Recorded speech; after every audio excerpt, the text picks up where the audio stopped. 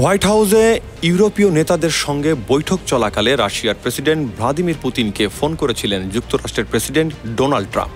তবে এই ফোন আলাপের সময় ইউরোপীয় নেতাদের সামনে রাখেননি তিনি।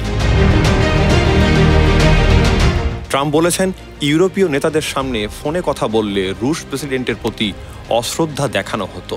ইউক্রেন যুদ্ধ বন্ধের লক্ষ্য শুক্রবার আলাস্কায় বৈঠক করেন পুতিন ও ট্রাম্প। অঙ্গরাজ্যের অ্যাঙ্করেজে বিমান ঘাঁটিতে প্রথম সাক্ষাতের সময় থেকেই দুই নেতাকে খুবই হাস্যোজ্জ্বল দেখা যায়। পরে ট্রাম্পের গাড়িতে করে বৈঠকস্থলে যান পুতিন। দুজনের মধ্যে প্রায় 2.5 ঘন্টা বৈঠক হয়। বৈঠক ঘিরে প্রকাশিত একাধিক ভিডিওতে ট্রাম্প ও পুতিন দুজনকে খোশ মেজাজে আলাপ করতে দেখা গেছে। Hasnat Mostafa, news 21 international desk.